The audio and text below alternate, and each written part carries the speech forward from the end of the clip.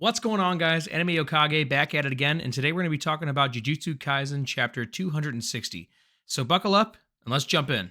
We start at the chapter where we left off, and Yuta is actually facing off against Sukuna, pointing his sword at him. And we get some explanation on what Yuta's domain expansion actually does. Thank you, Mr. Narrator. Yuta's domain is called True and Authentic Love, I believe officially.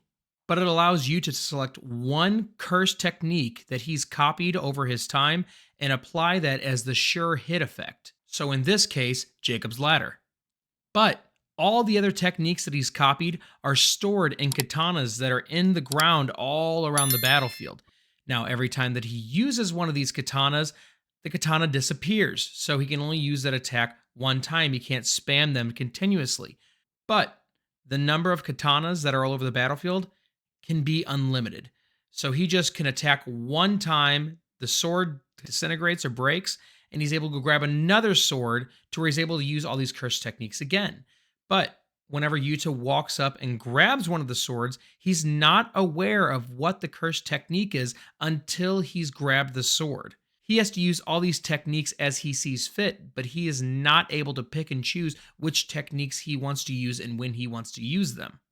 So he could hit you with Thin Icebreaker one time and that'll go away. He may run around the field and grab other swords, but he still has Thin Icebreaker somewhere in these other katanas. I don't know if he picks up one of the katanas and he realizes what the curse technique is, if he doesn't want to use it, if he can just toss it to the side and disappears for him to go grab another one. Or part of the condition is that he has to use the curse technique in order to pick up another one and use it. I figure because with most of these techniques and domain expansions that there has to be give and take, that might be part of it. So the next curse technique that we see that he pulls out is Drew's Shikigami. And these Shikigami, now that they're Yutas, are coming out in the form of like Rika heads, and these Rika heads are like bats that are flying towards Sukuna. Fly around Sukuna, but they're leaving these tubular trails in their wake. They're not attacking him, they're just making these trails circle around him and envelop him. So while these Shikigami are circling around Sukuna, creating this kind of barrier, Yuta's still attacking him from the front, and Yuji's attacking him from the back. That still does not sound right any way or any time that I say it. And as all these attacks are happening, the real Rika comes down from the top to attack Sukuna with a downward punch. Sukuna, of course, is able to dodge it, which was smart of him because it leaves a pretty decent crater in the ground. And Sukuna brings up the fact that they're creating these little barriers around them with the Shikigami, and he says that it's some kind of unbreakable domain, but maybe some kind of injuries coming up around Sukuna, and maybe he's getting those injuries because he's leaving the barrier in which the Shikigami made around them. Perhaps it hurts you if you move outside of the domain that they've made. I'm not really sure. I'm sure we'll find out later, though. And with all these attacks, Sukuna keeps smiling. I think that he's actually starting to have fun with people that he didn't know he could have fun with. Given the power difference between everyone that's on the battlefield right now, it's probably hard to think that you're going to have a good fight after you've already beaten Gojo. And Sukuna gives us a little recap. He says due to his battle with Gojo, he isn't able to use his domain expansion, Malevolent Shrine, to crash down on top of Yuta's domain and break him out. And also from using reverse curse technique over and over and over again to restore his domain and the part of the brain that creates the domain expansion, it's very dulled. His healing techniques and his healing ability is very, very dulled right now due to how much he's had to use it over and over and over again. He even states that his ability and his curse energy output right now is most likely equivalent to Yuta's, which isn't like downgrade or anything because Yuta has been stated to have a bottomless pit of curse energy. So, oh my god, what's he gonna do with endless curse energy? Sukuna also states the obvious, saying that he can't use the reality slash because he's currently holding the hollow wicker basket together, and his second stomach mouth thing that I still don't know what to call it is repeating incantations over and over and over again in order to keep the hollow wicker basket active. Now, since the mouth and the other hands are preoccupied keeping the hollow wicker basket active, they can't actually use the incantations to power up, cleave, or dismantle in order to make the reality slash, or the cut that slashes the world. And it's cool while this back and forth is happening in Sukuna's mind. Rika actually grabs Yuji while Yuji is bounding himself up like this and throws him like a spiraled football straight at Sukuna. I don't know if I think he's about to like try and drop kick him or he's going in to grab him, but it just really looks funny of Yuji getting thrown like that. And I really wasn't expecting this kind of teamwork out of Rika. I thought that Rika would only team up or work with Yuta, and Yuta can work with whoever he wants to, but Rika only works with Yuta. So it's really cool to see this. And also, I don't know if this means anything, but Rika is still only in her partial state. She's not fully formed because, as we know, Yuta can only fully form Rika at a time when it's 5-minute increments. So he's able to keep her active this entire time by not fully forming her. And that means that Rika going at Sukuna with all these attacks, like her helping out and just like jumping Sukuna right now, it's not at full power.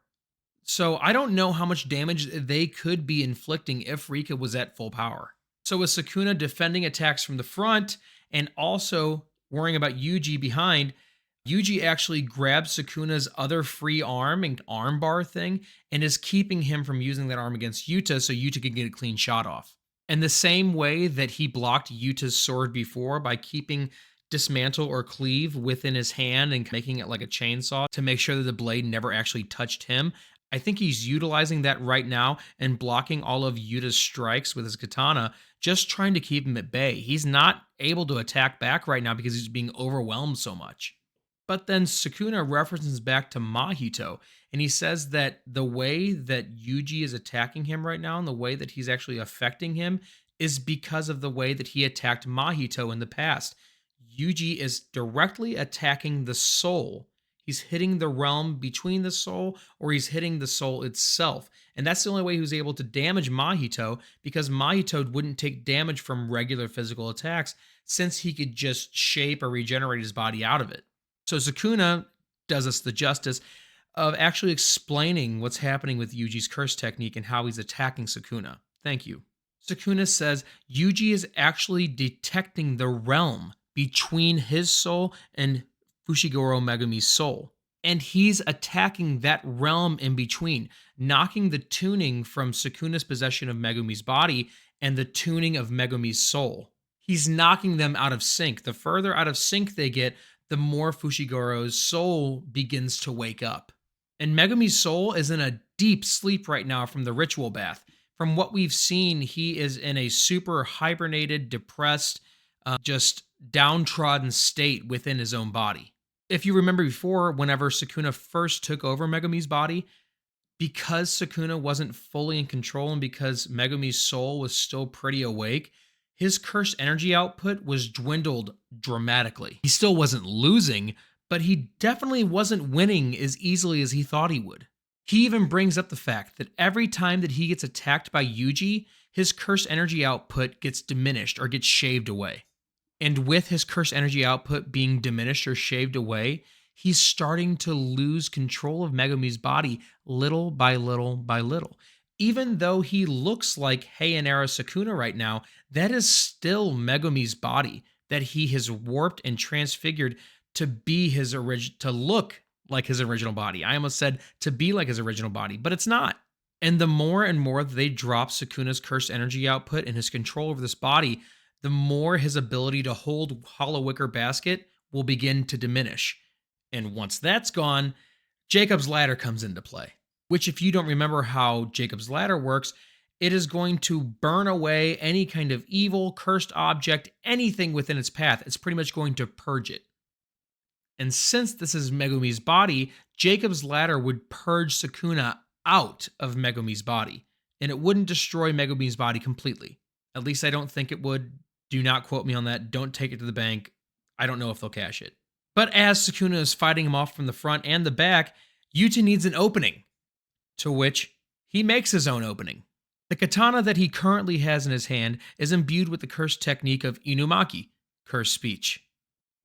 And he hits Sukuna with the "don't move," which Sukuna happily obliges, not out of his own volition, because he has to, cursed speech. And while he's frozen in place, Yuta hits him again with Thin Icebreaker. And since Sukuna can't defend against this at all, It devastates him and it blows him through multiple buildings. And at the end of those buildings, Rika's waiting with a giant fist. There comes a giant fist! Rika slams into Sukuna and actually smashes him between a building, making like a Sukuna pancake. And she immediately follows that up with a double fist straight down through the building and to the ground. Real quick, before we go any further, if Yuta can only use the curse technique that's imbued within the sword, is anything stopping him from picking up two swords at once? Seriously, if he can't use two techniques at once, which I don't know if he can't. If he can pick up both swords and swing them both, why couldn't he use both? But if he can't, why can't he use one and then immediately follow up with the other one? I feel like if this domain expansion wasn't already broken, it just got even worse. Or better. Hell, if that's the case, he could even go Zoro with it. Pop one in his mouth and one in each hand. I'm sorry. Because it was a thought. No, seriously. It was a thought. It was a thought and I blurted it out. Don't clip that. Seems like if that's not implemented, though, it really should be if they need an upper hand when it comes to this fight. Which I'm thinking that they need any help they can get. And especially from a hacks like that within somebody's domain expansion. But Rika slams Sukuna down to the ground, where she's going to follow up with another attack coming downward, and Yuta and Yuji are in tow, running up straight forward towards Sukuna. But in this pursuit, Sukuna has a moment to catch his breath, and in catching that breath, he performs cleave or dismantle and sends it directly at Yuta and Yuji. Now, most of the time that we've seen cleave or dismantle, that was game over. There was no moving on past that. That was the death sentence. But that doesn't seem to be the case anymore. Sukuna is able to kick and divert Rika away, and by the time he turns back around to see Yuta and Yuji, they're still standing. They're not cut to shreds, they're not cut to pieces, they're just cut up a little bit. It's like someone went at him with a shallow knife, even though that would be a death sentence to most people. We're talking about the old protagonist and the current protagonist, so most likely plot armor is going to defend him on this one. But it doesn't even seem like they're deep at all. It just seems like someone came at him with, I don't know, an X-Acto knife or something and cut him up really good, but it doesn't seem like they can't keep fighting. And especially when implementing reverse curse technique, this is nothing. This is like repairing a couple scratches on their face. And I wasn't expecting this callback, but Sukuna says, I won't say they're as tough as him, but I still have to touch them in order to deal a fatal blow.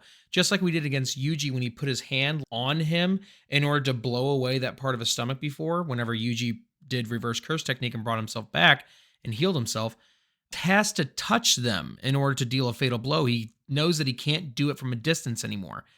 And whenever he says him, he's talking about Ryu from the Culling games, Mr. Granite Blast.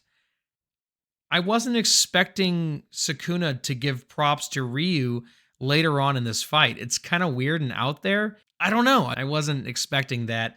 So that's a surprise. And good job, Ryu, for getting those big ups. And he's talking about the battle between him and Gojo, saying that these attacks aren't as powerful. And it's not because of his fight with Gojo and his powers being diminished. It's simply from the defensive capabilities that have been increased by Jujutsu Tech in this 1 month waiting for this fight.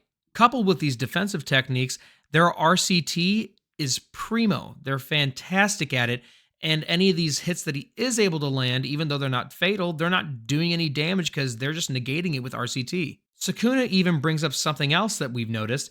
How can Yuta limit the sure hit effect of his domain expansion only to Sukuna? He wonders, could he do this from the beginning?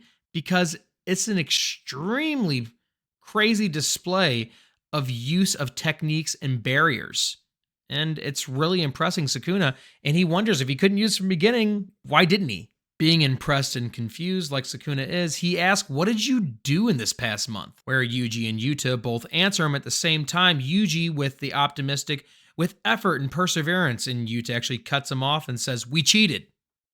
Yuta being the realist and Yuji being the optimist, they both go, oh, we weren't expecting each other to give those so polar opposite answers. So without missing a beat, Yuta and Yuji go back at attacking Sukuna. And Yuta brings up the fact, if Gojo wouldn't have left any lasting effects on Sukuna for this particular battle, they would have been dead a long time ago because he would have killed them before they even got the chance to use RCT and heal themselves, which is what we've seen from pretty much anyone else who's taken Dismantle or Cleave. And Yuji brings up the obvious point. We're fighting one of the strongest sorcerers of all time, if not the strongest of all time.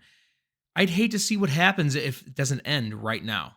And that's where we see a long-lost curse technique rear its head yet again. It's Future Sight. Remember from Charles? Didn't think we'd see this again, but Charles, the mangaka, has a curse technique to where if he puts a ink blot on you from his attack, he's able to see into your future by a certain minuscule amount of time. But the more times that he stacks this ink blot attack on you, the further he'll be able to see into your future, which I don't have to tell you would be crucial to a battle if you could see what's going to happen in the near future with your enemy. Yuta yells, "The requirements have been fulfilled," talking about Future Sight. And Sukuna, I don't know how he knew this immediately, but he says, "Was that Future Sight?" And I don't know, that seems kind of like a very passive ability in order for Sukuna to actually pick up what that was immediately. Very impressive. I know he can pick up pretty much anything seen at once, but that's very impressive to me. So Sukuna needs to figure out what's going on, and he starts naming off all the curse techniques that he knows that Yuta can use right now. 1, Jacob's Ladder, which of course is the sure hit effect if Hollow Wicker Basket comes down. 2, Sky Manipulation from Uro. 3, the Shikigami that can put up an unbreakable domain, or it's not supposed to be broken and you will be penalized for breaking the domain. 4, Inumaki's Curse Speech. And 5, Future Sight. From all the people that Yuta fought in the Culling games and all the people that he's been with and interacting with this entire past month, there's no telling how many curse techniques that he has stored and is ready to use. We saw the katanas on the ground. Those all aren't 5 curse techniques. There has to be countless among countless curse techniques that are ready to be used at Yuta's will. And Sukuna brings up something that we are all thinking. Sukuna's like, can he use Infinity or Limitless? And he says no, he can't use that because, of course, Yuta needs the 6 eyes in order to regulate that cursed energy and regulate the technique itself. But here's the kicker. Within this domain, it doesn't seem like there's any expenditure cost that is inflicted upon Yuta when he uses any of these cursed techniques. It seems like while he's in the domain, his curse energy output is almost limitless, to where Yuta could use Infinity because he doesn't need to regulate the output with the 6 eyes. And yeah, he got hit with his Dismantle or Cleave earlier, but it's because he's not holding the sword that has Infinity imbued within it. So Yuta uses Sky Manipulation and grabs the sky in between him and Sukuna, and I guess he picks up another sword after he does that and jabs it through the portion of sky that he grabbed, straight at Sukuna, to where he's actually able to grab the sword at 2 separate parts and block it from hitting him. And here it comes. As Sukuna is holding the blade away from him, Yuta says, "Cleave."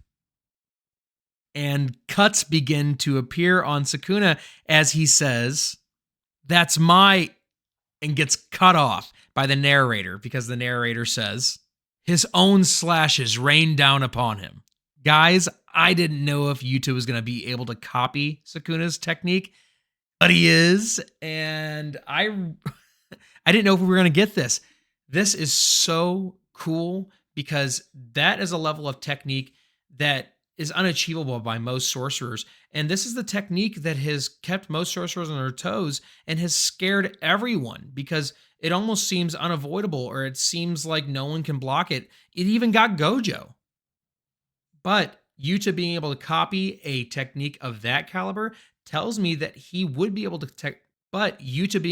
copy a technique of that caliber tells me that he would probably be able to copy Infinity. Nothing's off the table now at this point. And before we get to the end of the video, I have to bring this up because I was actually talking to a friend of mine that brought this point up. Next week, there's no break. And next week is Valentine's Day. And what does Yuta's curse technique or cursed domain expansion, what does it revolve around? True and authentic love. I feel like Gege's gonna be a dick. and something's going to happen to Rika.